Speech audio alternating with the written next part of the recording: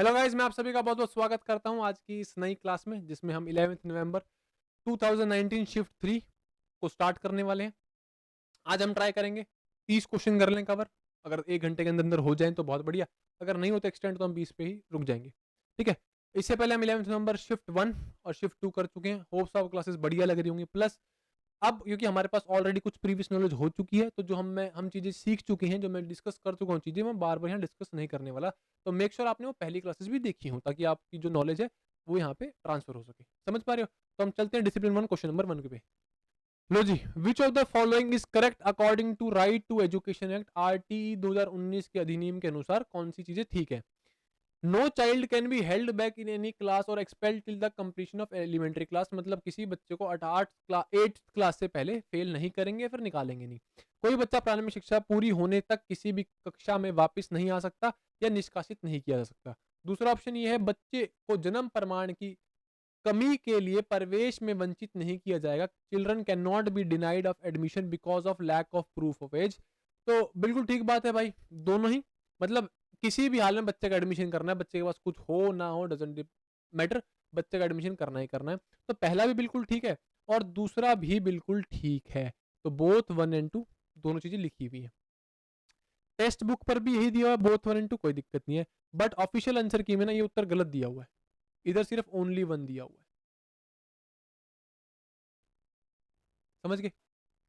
अब आ जाओ तुम क्वेश्चन नंबर 2 पे। According to B S Guha, which of the following racial element can be traced in Indian population? इनमें से कौन कौन सी नस्लीय तत्वों को आप भारतीय जनसंख्या में ढूंढ सकते हैं, फिर मिल सकती हैं आपको? नॉर्डिक है, वेस्टर्न बरचैप्लिस है, और मोंगलॉइड है, और लास्ट नेग्रिटो। देखो, बेस्ड ऑन आपकी अंडरस्टैंडिंग आपने इसका क्या उत्तर लगाया, क्या नहीं, 1 2 2 एंड 3 जो भी है।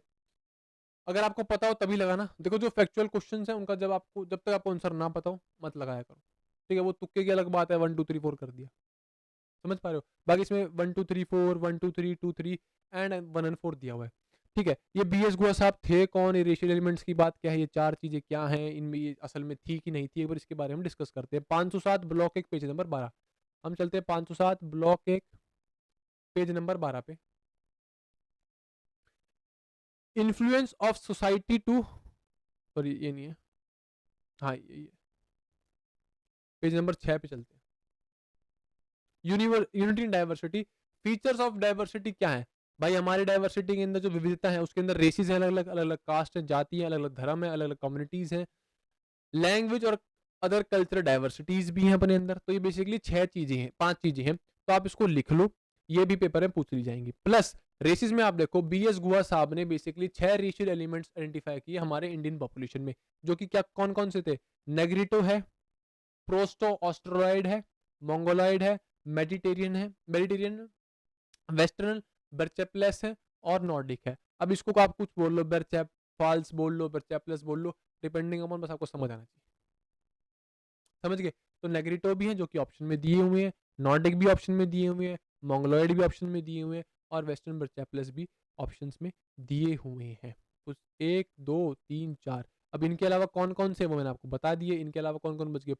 प्रोटो ऑस्ट्रॉइड बच गए और मेडिटेरियन बच गए। तो ये दो भी है। Point is clear? कोई दिक्कत? कोई दिक्कत है नहीं किसी बात की, आप सभी ने इसका उत्तर दे दिया होगा।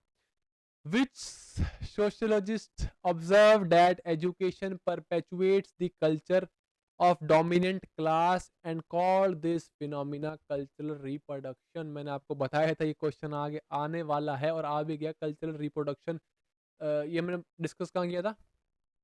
11 नवंबर शिफ्ट 1 वाली क्लासेस में डिस्कस किया था कि जिस भी स्टेटमेंट में कल्चरल रिप्रोडक्शन आ गए तो पियरी बॉडियो आप कर सकते हो। कर सकते हो क्या? यही उसका उत्तर है।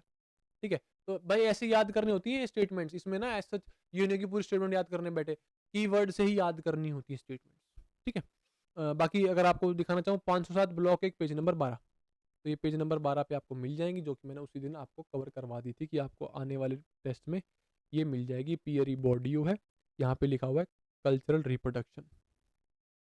समझ के? और ये पोलो फियर की भी आपके सामने आ जाएगी, जिसने बोला था कि जो एजुकेशन है वो ऑपरेसर और ऑपरेस्ट के बीच का खेल है। बेसिकली बैंकिंग एजुकेशन भी इन साहब ने दी थी। समझ गए?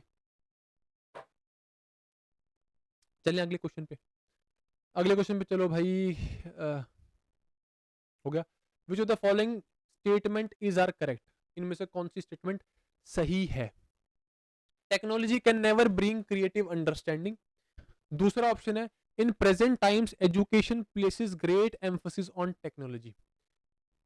तकनीक कभी रचनात्मकता समझ नहीं ला सकती। आप खुद बताओ, क्या टेक्नोलॉजी कभी क्रिएटिव अंडरस्टैंडिंग ला सकती है? भाई बिल्कुल ला सकती है। क्रिएटिव अंडरस्टैंडिंग टेक्नोलॉजी बिल्कुल ला सकती है। अब आप ये क्लास कहाँ देख रहे हो? टेक्नोलॉजी पे देख रहे हो, फोन पे ही देख रहे हो। अब चैट जीपीटी क्या है? टेक्नोलॉजी है, क्रिएटिव अंडरस्टैंडिंग आएगी। समझ पा रहे हो? तो बिल्कुल ला सकती है भाई। तो पहला ऑप्शन गलत है।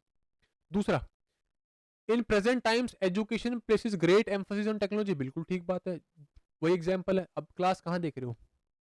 फोन पे। तो आजकल के एजुकेशन में हमारा ज्यादा फोकस किस पे है? टेक्नोलॉजी पर। तो दूसरा ऑप्शन बिल्कुल ठीक है, पहला ऑप्शन गलत दिया हुआ है। टेक्नोलॉजी कैन नेवर ब्रिंग, भाई बिल्कुल ला सकती है क्रिएटिव अंडरस्टैंडिंग। तो इसका ओनली 2 आएगा। पॉइंट इज ये है, पॉइंट इज क्लियर मैं बोलने वाला था, पर पॉइंट ये है कि जो ये है टेक्स्ट बुक, इस पे भी ओनली 2 दिया हुआ है। Problem is with official answer की, जहां पे इसका उत्तर ये दिया हुआ है। निम्नलिखित में से कौन सा या फिर से कथन सही है? तकनीक कभी रचनात्मक समझ नहीं ला सकती, भाई बिल्कुल ला सकती है, बिल्कुल ला सकती है। समझ पा रहे हो? वो तो एक पॉजिटिव चीज है। तकनीक आप आईसीटी मान लो, आईसीटी एक पॉजिटिव चीज है ना, एक पॉजिटिव आउटकम के लिए लाई गई है, जिससे बच्चों के अंदर कोलैबोरेटिवनेस, क्रिएटिविटी सब कुछ बढ़ती है। तो बिल्कुल ला सकती है। और वैसे भी कभी नहीं ला सकती तो ऑलरेडी एक नेगेटिव पॉइंट हो गया। तो यहाँ पे ना इसका उत्तर थोड़ा सा गलत है ऑफिशियल आंसर की में। तो 2 ऑफिशियल आंसर की में उत्तर गलत है इस वाली में। तो मेक श्योर ध्यान से। अकॉर्डिंग टू 6 थिंकिंग हेड्स, पहली बात ये 6 थिंकिंग हेड्स की साहब ने थी, एडवर्ड डी बोनो साहब ने इस 6 थिंकिंग हेड्स के बारे में बात करी थी। तो किसके अंदर which of the following colour pays attention to optimism and benefits, जिनका ध्यान सिर्फ लाभों पर ध्यान है या फिर आशावादी होते हैं? ठीक है भाई, देखते हैं। ये जो उत्तर है वो तो देखेंगे, प्लस बाकी जो 6 थिंकिंग हेड्स है वो भी देखेंगे हम क्या है क्या नहीं। इस क्वेश्चन के लिए मैं आपको लेके चलता हूँ 506 block 2 page number 42। 506 block 2 page number 42।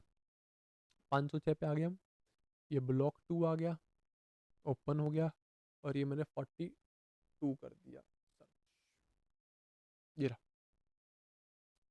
ये चीजें ना बेसिकली क्रिएटिविटी के अंदर आती हैं कि क्रिएटिविटी के अंदर कौन कौन सी चीजें जो कि डाइवर्जेंट थिंकिंग को स्टिमुलेट करती है। ब्रेनस्टॉर्मिंग है, जर्नल है, इसका क्वेश्चन भी आया हुआ है। आगे आने वाले आपको क्वेश्चन देखा कि विच of the following method stimulate divergent thinking. तो ब्रेनस्टॉर्मिंग है, एक जर्नल को रखना, फ्री राइटिंग, माइंड और सब्जेक्ट मैपिंग, और 6 थिंकिंग हेड्स।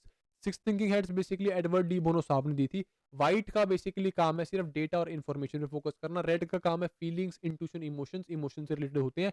येलो का काम वही आशावादी और पॉजिटिव चीजों को देखना। ब्लैक सबसे खतरनाक होता है, ये क्वेश्चन मतलब खतरनाक, और क्रिटिकल जजमेंट इसमें शामिल होता है। इसमें रिस्क भी शामिल होता है, और सबसे खतरनाक मोस्ट पावरफुल हेड भी ब्लैक ही है। ग्रीन क्रिएटिव थिंकिंग पे फोकस करती है, और जो ब्लू है, blue is basically like is Meta cognitive type, जो कि बेसिकली प्रोसेस पे कि थिंकिंग कैसे हो रही है वो समझती है। तो ब्लू इज मेटा कॉग्निटिव। समझ गए? तो यही पॉइंट पूछे हुए, यही बेसिकली क्वेश्चन उठा दिया। ऑप्टिमिज्म बेनिफिट्स पे किसका फोकस है, तो वो येलो का है। सिंपल सी बात है, क्लियर होगी।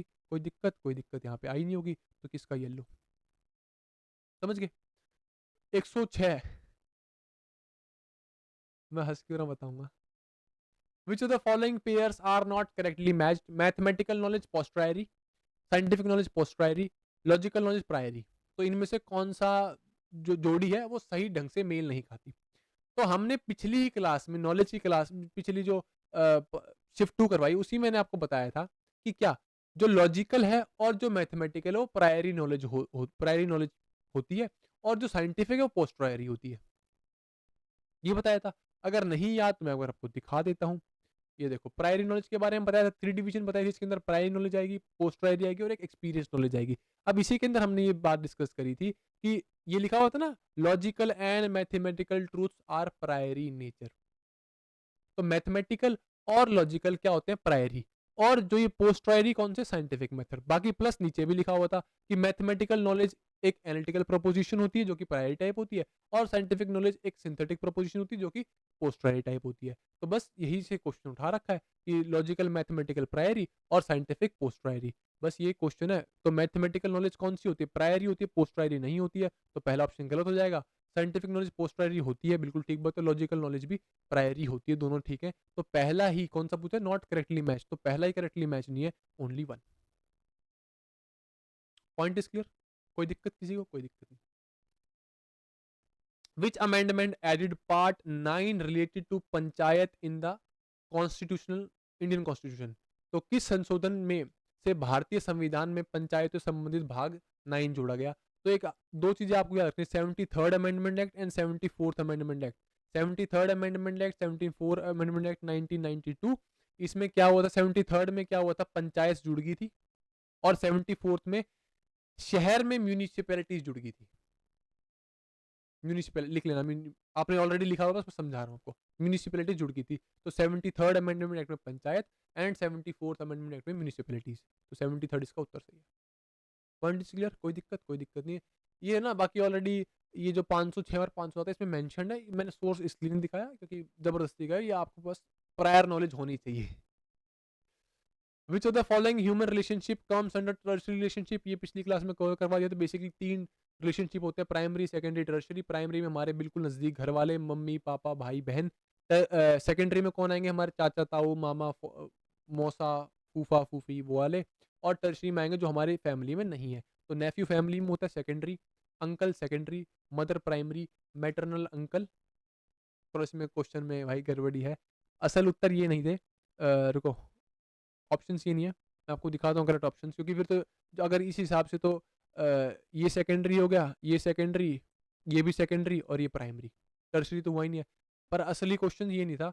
असली क्वेश्चन है क्वेश्चन नंबर 8th, ये रहा, नेफ्यू अंकल मदर फ्रेंड। तो क्या आएगा? फ्रेंड। समझ गए? बाकी ऑफिशियल आंसर की मैं अगर आपको दिखा देता हूँ,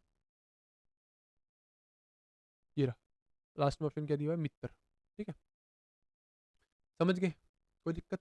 कोई दिक्कत किसी को नहीं है? अच्छा, अब ये दिया कहाँ है? बाकी तो मैंने पिछली क्लास में बता ही दिया था, समझ भी आ गई होगी, बट अगर मैं बताता हूँ, 507 block 1 page number 2, 507 block 1 page number 2। पिछली क्लास में से दिखा दिया था, इसमें अब क्या बार बार दिखाऊं यार। प्राइमरी, सेकेंडरी और टर्शरी। तो प्राइमरी में वही आ जाएंगे, mother father son daughter. Secondary में हमारे जो रिश्तेदार हैं, अंकल आंटी नेफ्यू नाइस। और टर्शरी में जो हमारी फैमिली से रिलेटेड नहीं है, फ्रेंड्स नेबरहुड और बाकी चीज़ें लोग। ठीक है, अब कोई कलीग्स हो गए, वो सारे टर्शरी में आ जाएंगे। Point is clear? तो यहाँ पे मैटरनल अंकल नहीं, यहाँ पे फ्रेंड है, मतलब मित्र। तो उसका उत्तर आप कर लेना। क्वेश्चन नंबर 9 देखो, which of the following are the instructional materials that are required to foster creativity in children? बच्चे में रचनात्मकता के लिए निम्नलिखित से कौन से अनुदेशात्मक सामग्रियों की जरूरत पड़ती है? रिडल कंस्ट्रक्शन बिल्कुल पड़ती है भाई, पहेली निर्माण, जिसमें उनको पहेली बनानी पड़ती है। अब इस पहेली में ना 2 इंपॉर्टेंट पॉइंट है जो मैं आपको बताऊंगा जब सोर्स दिखाऊंगा, बहुत जरूरी है। Second is mystery plot, third is story writing, and fourth is riddle solving. रहस्य प्लॉट, कहानी लेखन और पहेली हल। तो बताओ भाई कौन से हैं? 1 2 2 एंड 3, बाकी सारे ऑप्शन आपको दिख रहे हैं। तो इसमें riddle construction, mystery plot, story writing और रिडल सॉल्विंग, चारों के चारों उत्तर बिल्कुल ठीक है, first second third and fourth. Point is clear? 506 block 2 page number 88 दिखाया तो मैं आपको, 506 ब्लॉक 2 पेज नंबर 88।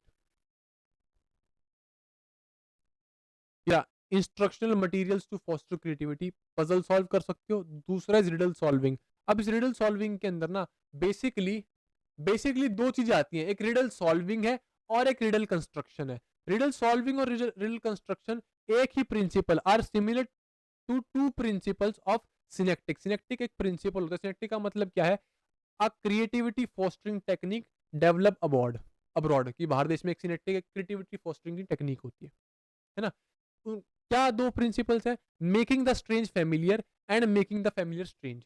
जो आप नहीं जानते उसको फेमिलियर करो, और जो आप जानते हो उसको स्ट्रेंज बनाओ। सिलेक्टिक की टेक्निक है बस। ठीक है, अगर डिटेल में समझना है तो ऑलरेडी मैंने कोर्स में करवा दी, पर आप वहां जाके समझ सकते हो। बाकी एक बार पढ़ लेना, समझ आ जाएगा, ऐसा तो कुछ है नहीं। Divergent thinking questions, mystery plots दिया हुआ है। कॉन्सिक्वेंसेस क्वेश्चंस में क्या होते हैं? क्वेश्चंस में क्या होता है, उनसे इम्पॉसिबल सिचुएशन पे कोई क्वेश्चन पूछ लेते हैं, कि फॉर एग्जांपल मान लो कि अगर लो भाई धरती पे एलियन आ गए तो क्या होगा, या फिर ज़ॉम्बीज हम सारे बन गए तो क्या होगा, वो सब चीज़ें। स्टोरी राइटिंग होती है, पोएम राइटिंग और रिडल कंस्ट्रक्शन, जिसमें उनको रिडल बनानी पड़ती है। ठीक है, तो यहाँ से क्वेश्चन उठाया गया है, मैंने आपको बता दिया है। तो 1 2 3 4 सारे उत्तर ठीक है। क्वेश्चन नंबर 110, मतलब question number 10, which of the following behaviour is not one of the normal behaviour that comes under excitement. थोड़ा एक्साइटमेंट गलत है। निम्नलिखित में से कौन सा व्यवहार सामान्य व्यवहार में से एक नहीं है जो उत्तेजना के अंतर्गत आता है।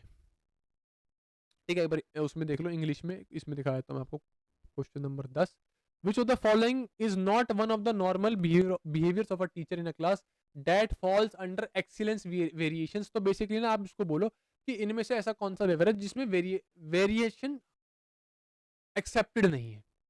ठीक है भाई, बट टीचर में एक्सप्रेशन का चेंजेस होने चाहिए, बिल्कुल ठीक बात है। स्पीच पैटर्न में चेंजेस होने चाहिए, पोस्टर में चेंज होते ही होते हैं। टीचर के मेंटल बिहेवियर में चेंज नहीं होना चाहिए भाई। मेंटल बिहेवियर में चेंज हो गया तो मतलब पागल है, समझ पा रहे हो? तो वो मेंटल बिहेवियर में चेंज नहीं होना चाहिए। मेंटलिटी सबकी हमारी ऑलमोस्ट सेम ही रहती थ्रू आउट टाइम। हाँ, वो अलग बात है कि कभी गुस्सा हो गए, कभी शांत हो गए, वो मेंटेलिटी एक ही रहती है। पर वो टेम्परामेंट हो गया, अलग चीज है, गुस्सा शांत जो भी चीजें है ना। 111, which of the following ways are ways to foster creativity. निम्नलिखित में से कौन से रचनात्मकता को बढ़ावा देने के लिए तरीके हैं। Encourage the use of analogies, उपमाओं के उपयोग को प्रोत्साहित करना। डिस्करेज क्यूरियोसिटी, ये तो नेगेटिव पॉइंट है। फॉस्टर इंडिपेंडेंस, बिल्कुल स्वतंत्रता को बढ़ावा देना। और fourth is enhance positive effect, मतलब बच्चों के अंदर पॉजिटिविटी लाना, सकारात्मकता लाना। तो आप देख ही पा रहे हो दूसरा ऑप्शन गलत है, पहला भी ठीक है, तीसरा भी ठीक है, चौथा भी ठीक है। तो first, second and fourth is the right, sorry first, third and fourth. देख लो कहाँ है, first, third and fourth is the right उत्तर। बाकी देखो बहुत बेसिक चीज थी ये, मैंने आपको करवा दी, बट थोड़ा सा वो सोर्स दिखा देता हूँ, इसमें ऐसे कोई एक्सप्लेन करने की चीजें हैं भी नहीं ज्यादा, है ना। तो 506 ब्लॉक 2 पेज नंबर 44 मैं आपको दिखा देता हूँ, है ना। 506 ब्लॉक 2, ताकि आप उसके ऊपर नीचे का रेफरेंस ले पाओ और एटलीस्ट आपको पता लग जाए कि हाँ भाई जितनी भी चीजें ना ये कहीं ना कहीं से उठा के पूछी जाती है। वेज टू फोस्टर क्रिएटिविटी, भाई ये वेज है। डेवलप अ ब्रॉड और रिच नॉलेज बेस, आपके पास नॉलेज का बेस ज्यादा होना चाहिए। फोस्टर इंडिपेंडेंस, स्वतंत्रता को बढ़ावा। Encourage the use of analogies, analogies मतलब उपमा उपमे। उपमा उपमे का मतलब जो हम करते हैं ना, ये अगर 5 का रिलेशनशिप 25 से है तो बताओ 7 का किससे होगा, 49 से। तो ये एनालॉजीज होती है। एनकरेज क्यूरियोसिटी, एनालॉजीज का मतलब सिमिलरिटी आप फाइंड आउट कर पा रहे हो। क्यूरियोसिटी को बढ़ावा देना, पॉजिटिव इफेक्ट मतलब सकारात्मकता को बढ़ावा देना, ये आपकी वेज टू फोस्टर क्रिएटिविटी थी। कर दिया, कोई दिक्कत नहीं है। प्याजे के हिसाब से ये तो इतना ना गवार क्वेश्चन पूछा गया है। According to Piaget's theory which of the following are the studies of cognitive development. तो कौन कौन सी स्टडीज हैं, फॉर्मल भी है, सेंसरी भी है, प्री ऑपरेशनल भी और कंक्रीट ऑपरेशनल भी, बिल्कुल ठीक बात है। First, second and third and fourth, ठीक है, सभी नहीं करते हुआ कोई दिक्कत। दूसरा क्वेश्चन था, which of the following are in form of learning materials or real objects or ideals that make the concept clear। निम्नलिखित में से किस प्रकार की अधिगम सामग्रियां वास्तविक वस्तुओं या आदर्शों के रूप में है जो अवधारणा को बहुत स्पष्ट करते हैं। तो रियल ऑब्जेक्ट है, रियल ऑब्जेक्ट मतलब जिसको हम छू सकते हैं। तो क्या विजुअल कंटेंट की बात करी गई? नहीं। क्या सराउंडिंग की बात करी गई? नहीं, क्योंकि यहाँ पे ऑब्जेक्ट की बात करी गई है। आईसीटी की बात करी गई है? नहीं।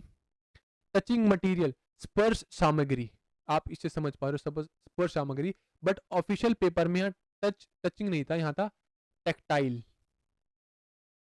टेक्टाइल मटेरियल जिसको हम छू सकते हैं। बाकी इसमें सही दिया हुआ है टेक्स्ट बुक पे, आप देख पा रहे हो टेक्टाइल मटेरियल। टेक्सटाइल बोलो, टेक्टाइल बोलो, कुछ नहीं है, एक ही बात है। ठीक है, जिसको हम स्पर्श कर सकते हैं। ऑफिशियल आंसर की में जो ये क्वेश्चन है हिंदी में दिया हुआ है, थोड़ा सा कन्वर्जन में दिक्कत हुई है बस, बाकी और तो कुछ ठीक है। Which of the following is are the tools of thinking, ये मैं ऑलरेडी करवा चुका हूँ पहली क्लास में, 11 मार्च शिफ्ट 1 का मेरे ख्याल से पहला ही क्वेश्चन था। तो कौन कौन से tool of thinking, mind maps भी है, CORT कॉग्निटिव रिसर्च ट्रस्ट भी है, और कंसेप्ट भी हैं, प्लस क्वेश्चनिंग भी आ जाएगी। एक बार हमको दिखा देता हूँ, 506 block 2 page number 35, 506 block 2 page number 35। लो जी, देखो जी, टूल्स ऑफ थिंकिंग, क्वेश्चनिंग है, कंसेप्ट्स हैं, माइंड मैप्स हैं और CORT है ना। करवा दी थी पहली क्लास में, कोई दिक्कत नहीं है। तो इसके अलावा क्वेश्चनिंग भी है। Which of the following factor does not affect the development of attitude in children, निम्नलिखित में से कौन सा कारक दृष्टिकोण के विकास को प्रभावित नहीं करता? भाई अपने आसपास के लोग प्रभावित करते हैं, पीयर ग्रुप करता है, होम करता है, स्कूल करता है, स्कूल में जाते हो, नेशनल इंस्टीट्यूशन से कोई मतलब है? कोई मतलब नहीं है, तो ये उत्तर है। सभी ने उत्तर ठीक कर दिया होगा, कोई दिक्कत नहीं है। Which of the following can be defined as the process through which cells carry physical and mental characteristics from parents to their offspring? निम्नलिखित में से किसको उस प्रक्रिया के रूप में परिभाषित किया जाता है जिसके माध्यम से कोशिकाएं माता पिता के उन बच्चों तक शारीरिक और मानसिक लक्षणों को ले जाती हैं? तो अनुवांशिकता, बॉडी स्ट्रक्चर, शरीर रचना, वंशावली, या फिर प्रतिकृति, रेप्लिकेशन। तो आप सभी को पता है हेरिडिटी अनुवांशिकता ही होती है जिसमें हमारी जो जीन्स का डेटा है वो ट्रांसफर होता है अपने ऑफस्प्रिंग्स में, है ना। विच of the following is not a type of curriculum, इनमें से कौन सा टाइप ऑफ करिकुलम नहीं है? थोड़ा सा मुझे इस क्वेश्चन से द्वंद है, क्वेश्चन में मुझे दिक्कत लग रही है। बाकी जो ऑफिशियल पेपर है उसमें ये हिंदी में दिया हुआ है, हिंदी में वो दिखाता हूँ आपको। ऑफिशियल आंसर की में निम्नलिखित में से कौन सा प्रकार का एक पाठ्यक्रम नहीं है? क्षमता आधारित, विषय उन्मुख, कोर, छात्र उन्मुख, competency based, subject oriented, core और स्टूडेंट ओरिएंटेड। पता है इसमें आप देखोगे क्वेश्चन नंबर 17, पॉइंट इज कि जहां से एग्जामिनर ने क्वेश्चन उठाया वो सोर्स है मेरे पास, वो सोर्स है मेरे पास, पर इसका मतलब ये थोड़ी है कि उस सोर्स के अलावा अगर उसने 3 दे दिए तो चौथा नहीं हो सकता, और चौथा हो नहीं सकता तो कोई ऑप्शन ऐसा दो जो असल में है नहीं। पॉइंट इज कि जिस पीडीएफ से उन्होंने ये क्वेश्चन उठाया है उसके अंदर कॉम्पिटेंसी बेस्ड, सब्जेक्ट ओरिएंटेड और कोर करिकुलम लिखा हुआ है। अब एग्जामिनर कोई मिला नहीं भाई, अब अगला ऑप्शन क्या बनाऊं? तो उस भाई ने बना दिया स्टूडेंट ओरिएंटेड। स्टूडेंट ओरिएंटेड या आप स्टूडेंट ओरिएंटेड करिकुलम बोल लो या फिर लर्नर सेंटर्ड करिकुलम बोल लो, एक ही तो बात है। तो वो तो होता है भाई, समझ पा रहे हो? तो मुझे ना इस पूरे ही क्वेश्चन से दिक्कत है, ये पूरा ही क्वेश्चन मैं गलत मानता हूं। गलत मतलब ऑप्शन सारे ही इसके ठीक है, सारे ही पाठ्यचर्या फिर करिकुलम के पार्ट हैं। वो एग्जामिनर ने जबरदस्ती ऑप्शन बनाने के चक्कर में आपके साथ खेल खेल दिया, वो डाल दिया स्टूडेंट ओरिएंटेड, और वो असल में करिकुलम होता ही है जिसे हम कहते हैं लर्नर सेंटर्ड करिकुलम, जिसमें हम लर्नर के ऊपर ध्यान देते हैं। समझ पा रहे हो इस चीज को? चलो मैं आपको दिखाता हूँ, बहुत टुच्चा सोर्स उठाया, बहुत गंदा सोर्स उठाया। ये ना एक किताब है इग्नू की, इंट्रोडक्शन टू करिकुलम कंस्ट्रक्शन। अब ना ये किताब पता कहाँ की है? ये किताब जो नर्सरी नहीं सॉरी, ये नर्स का जो विंग होता है, नर्सिंग डिपार्टमेंट की बात कर रहा हूँ। देखो नर्सिंग एजुकेशन, देख पा रहे हो, नर्सिंग एजुकेशन, इसकी कोई बुक की मतलब कोई होगा कोड, सब्जेक्ट कोड, उधर से उठा रखा है। कंसेप्ट ऑफ करिकुलम वगैरह कनिंगम ने क्या बोला हम ऑलरेडी कर चुके हैं करिकुलम की क्लास में, ये डेफिनेशन वगैरह भी हम कर चुके हैं। मेन पॉइंट इज जो आपको दिखाने वाला हूँ, ये टाइप्स ऑफ करिकुलम। इसमें इन्होंने 3 करिकुलम का जिक्र किया है। सब्जेक्ट ओरिएंटेड करिकुलम, जिसमें हमारा मेन फोकस सब्जेक्ट पे होता है कि भाई इसी किताब में या फिर एक किताब में सब कुछ छुपा हुआ है, उससे बाहर कुछ अलग करने की जरूरत नहीं, जो चीजें उसी से करनी है। It is called subject oriented curriculum. Competence based curriculum आपको पता है जो कि किस पे डिपेंड होगा? Competence curriculum based curriculum depend होगा हमारी स्किल डेवलपमेंट पे, ठीक है भाई। एक्सपीरियंस बेस्ड करिकुलम, जिसमें आपको एक्सपीरियंसेस मिलेंगे थ्रू, कैसे? थ्रू प्रैक्टिकल्स करके, है ना, थ्रू थ्रू अपने नेचुरल सेटिंग में कुछ ना कुछ वर्क करके, experience based curriculum. Core curriculum is ये मान लो जैसे आपने ग्रेजुएशन करी होगी, ग्रेजुएशन के अंदर क्या होता है, कुछ कोर सब्जेक्ट्स होते हैं और कुछ करिकुलम इलेक्टिव सब्जेक्ट्स होते हैं। तो ये कोर सब्जेक्ट्स है ना, उसकी बात करी गई है। Core curriculum is defined as an essential key aspect of subject और discipline covered in curriculum for the study mastery by all group of students with same level of learning. Basically core curriculum के उन subjects की बात करी गई जो सभी को ही कवर करने पड़ते हैं, जिसकी क्या कहने वाला था मैं, जिसकी स्टूडेंट्स के ऊपर मास्टरी होना जरूरी है, सभी की। समझ पा रहे हो?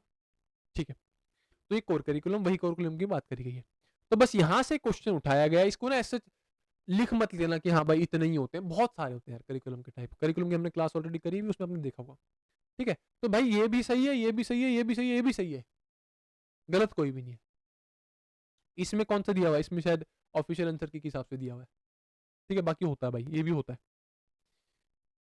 Which of the following approaches have been identified by psychologists that influence creativity? तो हमने देखा था 4B है कि 4A है, 4P है, फिर 4S है, तो ये हमने देखा था, पर्सन, प्रोडक्ट, प्रेस, है ना।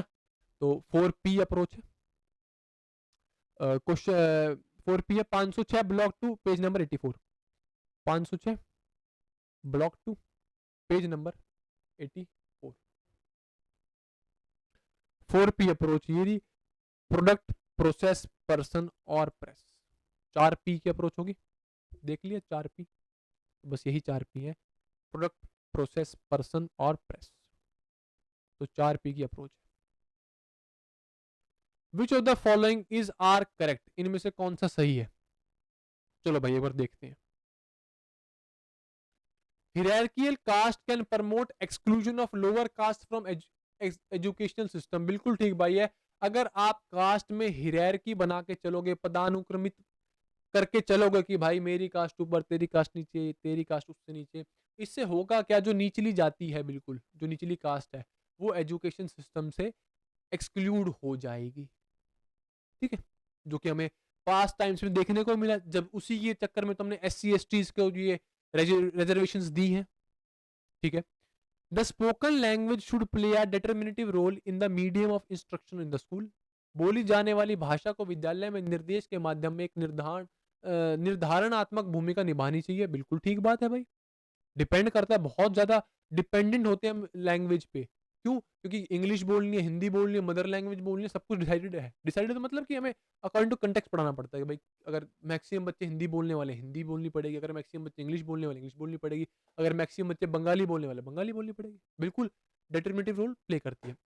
दोनों ऑप्शंस बहुत आसान थे, इसमें ऐसा मुझे कोई सोर्स दिखाने की रिक्वायरमेंट नहीं है, बट अगर आपको देखना हो जाके तो 507 ब्लॉक नंबर 2 पेज नंबर 25, तो मैं यहाँ लिख रहा हूँ क्योंकि यहाँ बहुत बेसिक थे, इसको मैं क्या दिखाऊं इसको, ये तो बिना उसके भी मतलब रेफरेंस दिखाने का वहां मतलब है जहां पे शायद थोड़ा आप कंफ्यूज हो कि हाँ भाई ये मैंने कहाँ पढ़ा था, कहानी तो बहुत बेसिक पॉइंट्स है ना।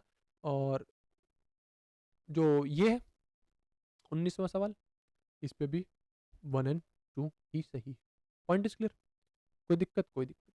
अब ये अच्छा सवाल है, Which of the following is not correct according to scheme of education proposed by Gandhi 1944? 1944 में गांधी द्वारा प्रस्तावित शिक्षा योजना के अनुसार निम्नलिखित में से कौन सा सही है? वर्धा स्कीम हुई थी 1937, जिसमें उन्होंने प्रपोजल रखा था कि भाई एजुकेशन सिस्टम ऐसा कुछ होना चाहिए। फिर जब वर्ल्ड वॉर एंड होगी 1942 में, उसके बाद ही 1944 में उन्होंने अपना लाइक पूरा जो एजुकेशन स्कीम है वो प्रेजेंट कर दी, उसमें उन्होंने कुछ पॉइंट्स बताए थे, बताना उनमें से कौन सा पॉइंट नहीं है।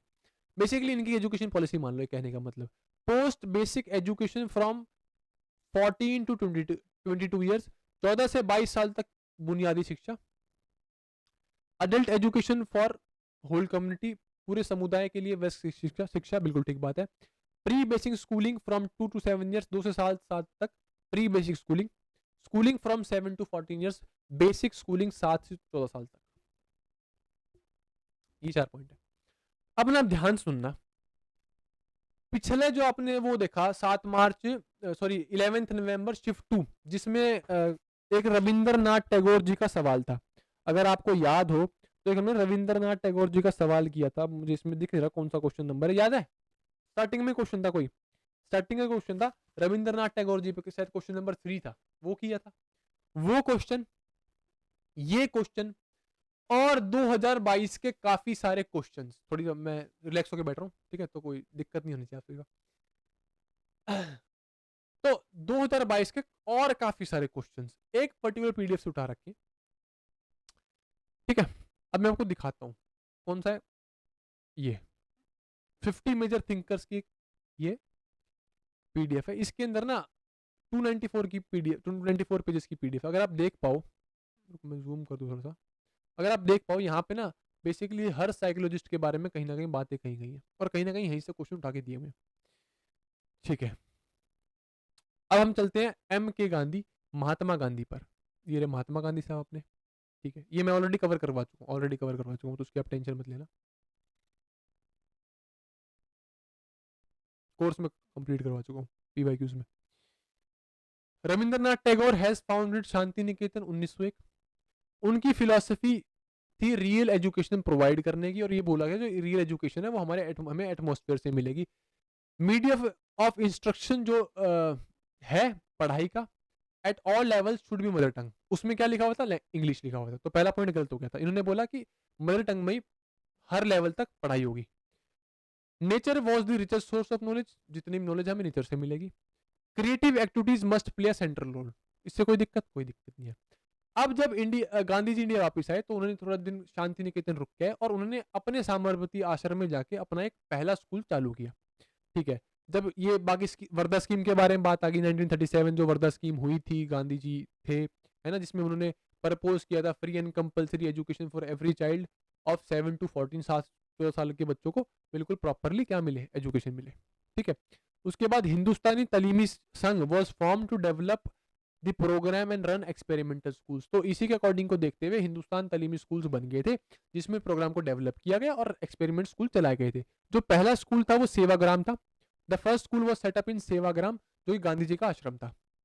सेकंड था जामिया मिलिया इस्लाम में, जो सेकंड स्कूल ओपन हुआ वो हुआ कहाँ पे? जामिया मिलिया इस्लामिया में, जिसको फाउंड किया था जाकिर हुसैन साहब ने। ठीक है, ये बात भी क्लियर होगी। अब एक बात आई, मेन बात पे आ जाओ सीधी। ठीक है, Gandhi the scheme of education proposed by Gandhi was systematically the following, ये थी। इसके कुछ 5 पॉइंट्स थे। कितने पॉइंट थे? 5। पहला पॉइंट ये था adult education of the whole community including parents newborn babies, मतलब पूरी के पूरे समुदाय की शिक्षा। दूसरा क्या था?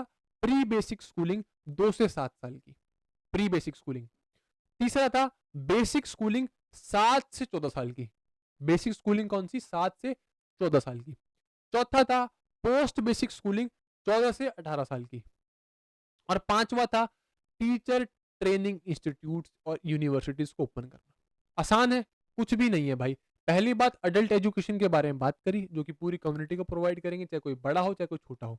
उसके बाद 3 टाइप की एजुकेशन बेसिक स्कूलिंग के बारे में बात करी, pre schooling, sorry pre basic, basic और पोस्ट बेसिक। प्री बेसिक में 2 से 7, बेसिक में 7 से 14 और पोस्ट बेसिक में 14 से 18। और पांचवा पॉइंट बात किया इसके बारे में, टीचर ट्रेनिंग प्रोग्राम्स और यूनिवर्सिटीज के बारे में। बस एग्जामिनर आपके साथ यहीं पे खेल गया। पोस्ट बेसिक एजुकेशन जो कि 14 से 18 साल होनी चाहिए, यहाँ पे 22 साल लिखी हुई है, तो ये ऑप्शन ठीक हो जाता। अभी फिलहाल के लिए ऑप्शन गलत है। बाकी एडल्ट एजुकेशन, प्री बेसिक और स्कूलिंग, बेसिक स्कूलिंग 7 से 14 साल। ठीक है, कोई दिक्कत नहीं है। 32 मिनट हुए, 10 क्वेश्चन कवर करते हैं। Which imitative behavior occurs when a child observes a model engaged in the previously learned deviant behavior being rewarded for it? आया कुछ याद कर पाए क्वेश्चन को? कौन सा अनुकरणीय व्यवहार तब होता है जब एक बच्चा पहले से सीखे हुए व्यवहारों के लिए पुरस्कृत किया जा रहा है मॉडल को अवलोकन करता है। बेसिकली मैंने आपको इनहिबिटरी और डिसइनहिबिटरी बताया था। अगर आप किसी मॉडल कॉपी कर रहे हो और आपने उस मॉडल को पिटते हुए देख लिया उसी काम के लिए, तो आप इनहिबिट कर दोगे, मतलब जो आप उसका कॉपी कर रहे हो बिहेवियर, वो इनहिबिट मतलब रोक दोगे।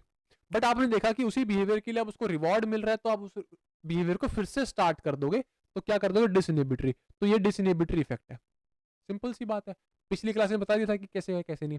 502 ब्लॉक 1 पेज नंबर 15। ठीक है भाई, 502 ब्लॉक 1 पेज नंबर, ये आ गया 15, ऊपर ही तो है।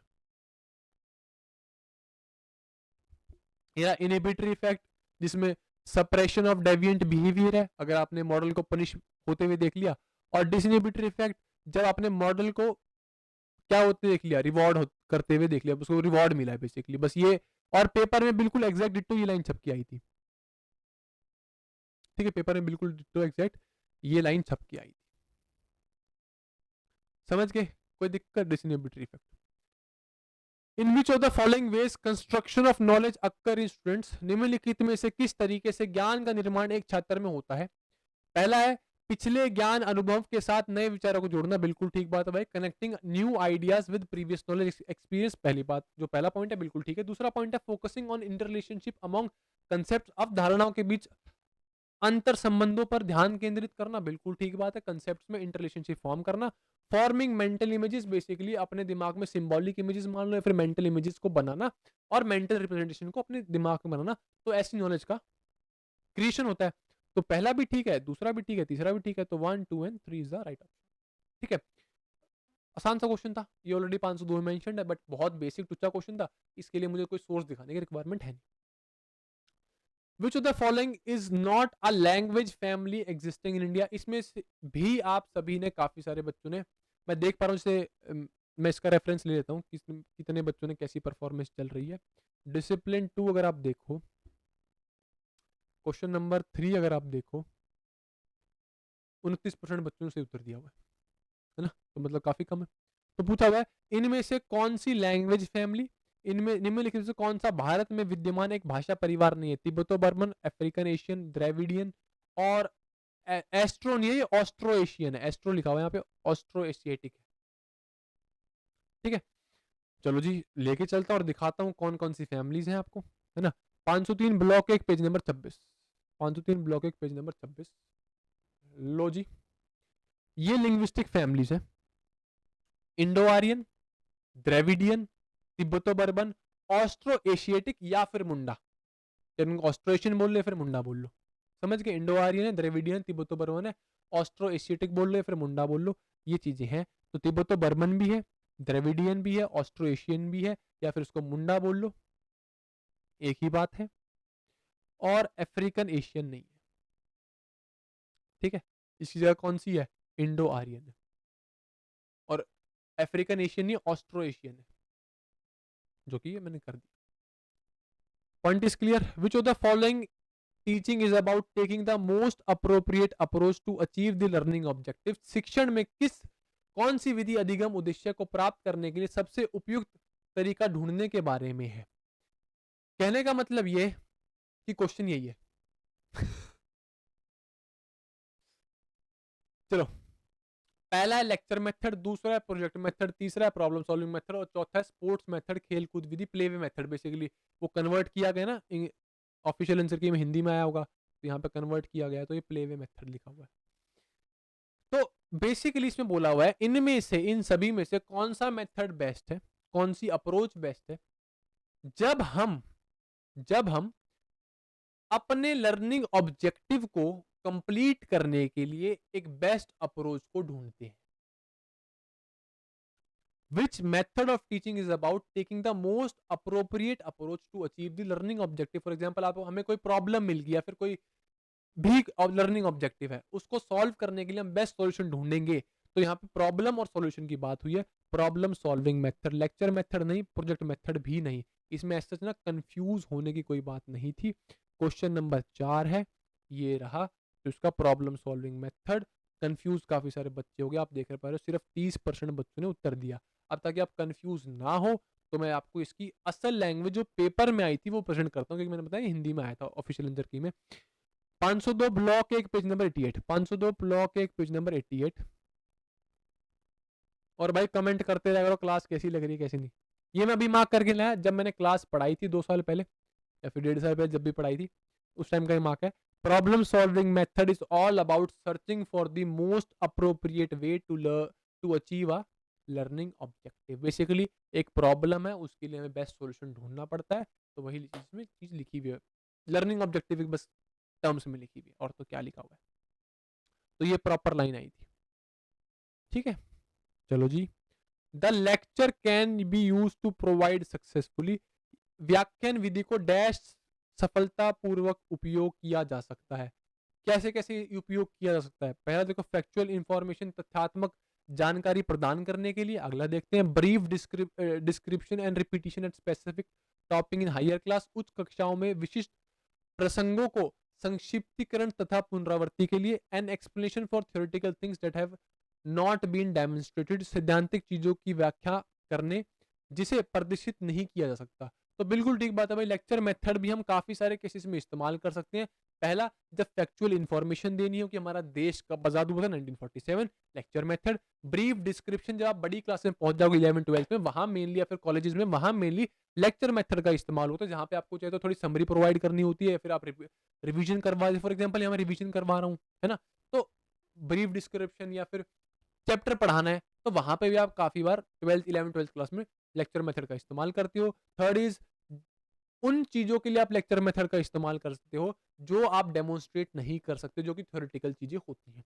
उनके लिए भी करते हो तो बिल्कुल ठीक बात है। 1, 2 एंड 3 ये ना बाकी 502 ब्लॉक 1 में ऑलरेडी मेंशन्ड है। मैं आपको इसका सोर्स इसलिए नहीं दिखा रहा क्योंकि ये बहुत टुच्चा क्वेश्चन है, बहुत मतलब बेकार क्वेश्चन है, इसको दिखा के भी क्या कर लूंगा, आप सभी ने इसका उत्तर सही दे दिया होगा। चलो जी, which of the following statement is are correct regarding the learning centred approach to learning. अधिगम के अधिगम केंद्रित उपागम के संबंध में निम्नलिखित में से कौन सा कथन सही है?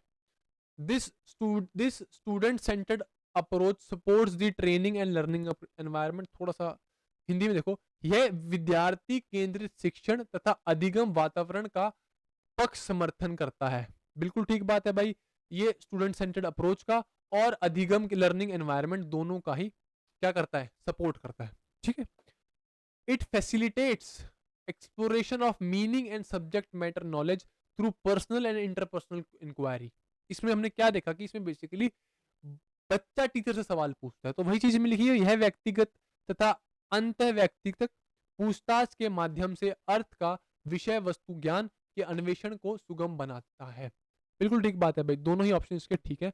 Both 1 and 2 is the right उत्तर। बाकी मैं आपको एक बार दिखा दूं, इसका दिखाना तो क्या है, आसान सी चीज है इसका तो। ठीक है, सभी ने कर दिया होगा, इधर मैं देख भी पा रहा हूँ। कहाँ गया छठा क्वेश्चन, 52% बच्चों ने सही कर रखा है। It facilitates exploration of meaning and content through personal interpersonal inquiry. It supports student centred learning and learning environments. बिल्कुल ठीक बात है, तो 1 and 2 इसके दोनों तरह आ जाएंगे। सभी ने कर दिया, ये मुझे पता है, तो इसका ना क्योंकि बहुत बेसिक क्वेश्चन है, इसमें क्या दिखा दूंगा प्रूफ करके। Which of the following factors influence our choice of words when we speak to someone. जब हम किसी से बात करते हैं, निम्नलिखित में से निम्नलिखित कारकों में से कौन से हमारे शब्दों की पसंद को प्रभावित करते हैं? कंटेक्स्ट, प्रसंग, कंटेक्स्ट का मतलब आप कहाँ बैठे हो, बिल्कुल करता है भाई। आप स्कूल में बैठे हो अलग बात करोगे, घर पे बैठे हो अलग बात करो, दोस्तों में बैठे हो अलग बात करोगे, मतलब आपके जो चॉइस ऑफ वर्ड्स है वो चेंज होते रहेंगे। ये मैं ऑलरेडी उसमें 11th मार्च शिफ्ट मैंने कंप्लीट कर चुका है, अगर आपको याद हो, जिसमें हमने किया था सोशल कंटेक्स्ट ऑफ लैंग्वेज, उसी से पूछा हुआ है ये। द पर क्लाइमेट, जलवायु, क्या जिस दिन ठंड हो जिस दिन गर्मी हो, जलवायु क्लाइमेट के बारे में बात करी गई है। The person we are speaking to, वह व्यक्ति जिसे हम बोल रहे हैं, बिल्कुल ठीक बात है, वर्ड्स हमारे चेंज होते रहते हैं। द प्लेस ऑफ कन्वर्सेशन, कहाँ हम बात कर रहे हैं, तो इस कंटेक्स्ट में बेसिकली कहीं ना कहीं दोनों चीजें आई गई। क्लाइमेट, क्या ऐसा होता है कि ठंड में आप अलग तरीके से बात करते हो और गर्मियों में अलग तरीके से बात करते हो? ऐसा नहीं है। तो क्लाइमेट एज सच आपकी चॉइस ऑफ वर्ड्स पे कोई फर्क नहीं डालता। कंटेक्स्ट, कहाँ बैठे हो, किस एनवायरमेंट बैठे हो, बिल्कुल डालता है। द, या फिर किस चीज के बारे में बात कर रहे हो, है ना, तो कंटेक्स्ट आप दोनों ही चीज में कह सकते हो कि भाई किस चीज के बारे में बात कर रहे हो और कहाँ बैठे हो और किससे बात कर रहे हो, बिल्कुल ठीक बात है। और प्लेस ऑफ कन्वर्सेशन, वार्तालाप की जगह। तो दूसरा ऑप्शन गलत है, पहला, तीसरा और चौथा, पहला, तीसरा और चौथा। ठीक है, ये भी, इसके लिए भी कोई प्रूफ मेरे पास है तो, बट दिखाने के लिए कुछ मैं दिखा नहीं जा रहा क्योंकि इसमें कुछ है नहीं समझाने के लिए। आ गया भाई, आसान सा क्वेश्चन है।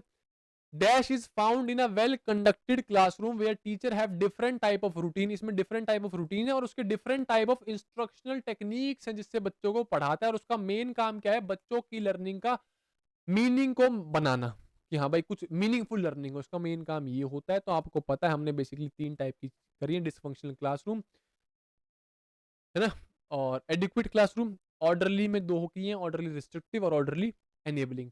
तो यहाँ पे जिसमें वो डिफरेंट टाइप ऑफ रूटीन का इस्तेमाल कर रहा है, different type of instruction strategies का इस्तेमाल कर रहा है, जिसमें वो एम्फोसिस कर रहा है बच्चों की लर्निंग को मीनिंगफुल बनाने के लिए, तो ये क्या है, ऑर्डरली एनेबलिंग हो जाएगा। पहला ही उत्तर इसका ठीक हो जाएगा। ठीक है, अगर बतानी हो तो मैं आपको बता देता हूँ।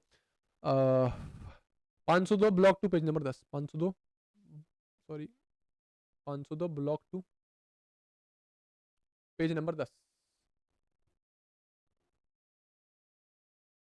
बिल्कुल ये लाइन उठा रखी है ना। Teacher uses a wide range of routines and instructional strategies and the emphasis on students making the meaning of content. Point is clear, कोई दिक्कत, कोई किसी को दिक्कत ही नहीं है। कौन सा क्वेश्चन है, question number 9, 38, sorry question number 8 था ना। सिर्फ 27% बच्चों ने उत्तर दिया क्योंकि काफियों को पता ही नहीं क्या है क्या नहीं। अब हम चलते हैं क्वेश्चन नंबर 9 पे। अब ध्यान से देखना क्वेश्चन नंबर 9, इसमें भी देख लो और इसमें भी देख लो। Which of the following statement is are correct about adaptation dependent on observation behavior? थोड़ी सी ये लैंग्वेज में गलती है। निम्नलिखित में से कौन सा परीक्षण व्यवहार पर निर्भर अनुकूलन के बारे में सही है? क्लासिकल एडेप्शन या क्लासिकल कंडीशनिंग है ये। क्लासिकल कंडीशनिंग है और ये ऑपरेंड कंडीशनिंग की बात करी गई है। हिंदी पढ़ लो। शास्त्रीय अनुकूलन स्वाभाविक व्यवहार के अनुकूलन के लिए है और संक्रिय अनुकूलन प्राप्त किए गए व्यवहार के अनुकूलन के लिए है। बेसिकली बात यहाँ क्या कही गई है, बात यहाँ क्या कही ये गई है कि बेसिकली दो चीजों के बारे में बात हुई है, एक तो क्लासिकल कंडीशनिंग के बारे में और एक ऑपरेंट कंडीशनिंग के बारे में। स्वाभाविक व्यवहार स्वभाव, थोड़ी सी ना मैं बताया ना कि ये जो क्वेश्चन है ये हिंदी लैंग्वेज में आया था, कन्वर्ट किया तो वो इंग्लिश बहुत इसकी गड़बड़ आ गई है। Which of the following is correct about adaptation, यहाँ पे अडेप्शन के बारे में बात नहीं करी, यहाँ कंडीशनिंग के बारे में बात करी गई है या फिर बिहेवियर के बारे में बात करी गई है। Classical conditioning is conditioning for natural behaviour, मैं वही बता रहा हूँ, हिंदी में था इंग्लिश में कन्वर्ट किया तो ये क्वेश्चन की लैंग्वेज असल लैंग्वेज ही नहीं, असल पेपर में लैंग्वेज नहीं आई थी। Natural behaviour, classical conditioning is conditioning of natural behaviour, जो हमारे अंदर से खुद निकलता है, एमिटेड बिहेवियर की बारे में बात करी गई है। इसके बारे में बात करी, basically question is classical conditioning is conditioning of emitted behaviour, पहला पॉइंट ये है। दूसरा जो असल पेपर की बात कर रहा हूं मैं, operand conditioning is conditioning for behaviour obtained, जो आपके अंदर से निकाला गया है, एलिसिटेड बिहेवियर। तो पहला point is classical conditioning is conditioning for emitted behaviour, second point is operant conditioning is conditioning for elicited behaviour. Hindi वालों के लिए ठीक है, शास्त्रीय अनुकूलन स्वाभाविक व्यवहार के अनुकूलन के लिए है और संक्रिय अनुकूलन प्राप्त किए गए व्यवहार के अनुकूलन के लिए है। तो बताओ इसमें से पहला सही है कि दूसरा सही है? इसको मैं आपको ऑलरेडी बता चुका हूं, जो क्लासिकल कंडीशनिंग है जो कि पेवलोव साहब की थी, वो एलिसिटेड बिहेवियर का की कंडीशनिंग है, और जो आपकी कौन सी ऑपरेंट कंडीशनिंग स्किनर साहब की, वो किसकी है? एमिटेड बिहेवियर की कंडीशनिंग है। समझे? कोई दिक्कत? कोई दिक्कत नहीं। अच्छा, अब इसका रेफरेंस दिखा देता हूँ और हिंदी वालों को मैं इसमें दिखाऊंगा ताकि उसको उनको भी कुछ समझ आ जाए। 502 block 1 page number 28, 502 block 1 page number 28।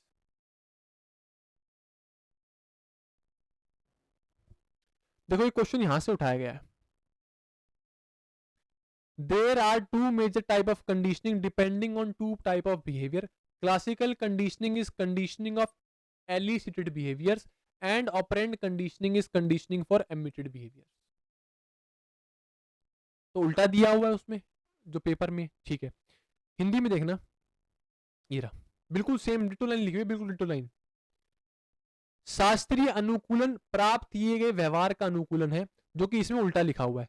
शास्त्रीय अनुकूलन प्राप्त किए गए व्यवहार का अनुकूलन है।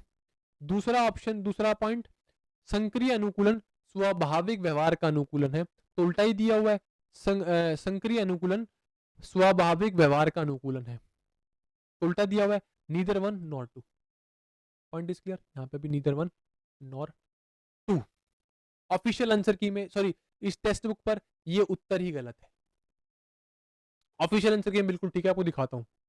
ये रहा, निम्नलिखित में से कौन सा कथन परीक्षण व्यवहार पर निर्भर अनुकूलन के बारे में है? संक्रिय अनुकूलन स्वाभाविक व्यवहार के अनुकूलन है के लिए है और संक्रिय अनुकूलन प्राप्त किए गए व्यवहार के लिए है। तो दोनों उल्टे लिए हुए। शास्त्रीय अनुकूलन प्राप्त किए गए व्यवहार के अनुकूलन के लिए और संक्रिय अनुकूलन स्वाभाविक व्यवहार के लिए है। तो ना ही एक और ना ही दो, टेक्स्ट बुक पर ये क्वेश्चन गलत दिया हुआ है, तो मेक श्योर आप इस चीज को ठीक कर लें। जो 38% बच्चे असल में गलत हैं और मैक्सिमम कोई बच्चा अटेम्प्ट करता है 50% तक कोई जाता है, तो बेसिकली अगर 12% जो बच्चे बचे हैं, अगर नीदर वन नीदर टू लगाया तो आप बिल्कुल ठीक हो। समझ गए? चलो जी, आखिरी क्वेश्चन करते हैं। The lowest level of learning, थोड़ा सा यहाँ पे क्वेश्चन गलत है, वही है, हिंदी में आया था इंग्लिश में कन्वर्ट हुआ तो गलत हो गया। बेसिकली MLL की बारे में बात करी गई है, मिनिमम लेवल ऑफ लर्निंग। उसके अंदर इन सभी में से कौन कौन से सब्जेक्ट्स इंक्लूड होते हैं? तो मिनिमम लेवल ऑफ लर्निंग या फिर MLL फर्स्ट टू फिफ्थ होती है, जिसके अंदर बेसिकली 3 सब्जेक्ट, जो कि मैं आपको ऑलरेडी पिछली क्लास में बता चुका हूँ। लैंग्वेज, मैथमेटिक्स और EVS होता है। लैंग्वेज, मैथमेटिक्स और EVS होता है, ना साइंस होता ना हिस्ट्री होता। तो first, second and fourth, first, second and fourth, ये आप उत्तर कर लेना मार्क। समझ गए? बाकी इस क्वेश्चन को दिखाना चाहूँ, 502 ब्लॉक 1 पेज नंबर 55। ये पिछली क्लास में दिखा दिया था, अगर आपको याद हो तो। 502 block 1 page number 55, minimum level of learning NPE 1986 के अंदर आया था, जिसके अंदर minimum level of learning ML के बारे में बताया गया था, जिसके अंदर 3 सब्जेक्ट्स, लैंग्वेज, मैथमेटिक्स और EVS, जो कि फर्स्ट टू फिफ्थ चलता है। और इसका एक साइक्लिकल मेथड होता है ताकि हम कॉम्पिटेंसीज को अचीव कर पाए। प्लान करना, टीच करना, टेस्ट करना, रीटीच करना और रीटेस्ट करना। ठीक है? कब तक चलेगा? जब तक बच्चे की मास्टरी ना हो जाए इसके अंदर। Point is clear? कोई दिक्कत नहीं है। तो हमारे यहाँ पे होते हैं 30 क्वेश्चन खत्म। हम आपसे मिलते हैं कल की क्लास में। अब हमने बेसिकली डिसिप्लिन 1 के 10 क्वेश्चन खत्म कर लिए, डिसिप्लिन 1 के 20 कर लिए और डिसिप्लिन 1 के 10 कर लिए। अब अगले में ट्राई करेंगे अगले 30 क्वेश्चन करने का, कल बेसिकली ट्राई करेंगे। ठीक है, तो चलिए दोस्तों हम आपसे मिलते हैं अगली क्लास में। होप सो क्लास अच्छी लगी हो, पसंद आई होगी। प्लीज भाई हाथ जोड़ के आप सभी से विनती है, कमेंट सेक्शन में रोज बता दिया करो क्लास कैसी लग रही है, समझ पा रहे हो? ठीक है, तो हम आपसे मिलते हैं अगली क्लास में। तब तक के लिए जय हिंद, वंदे मातरम, राम राम सभी को। Thank you so much for joining.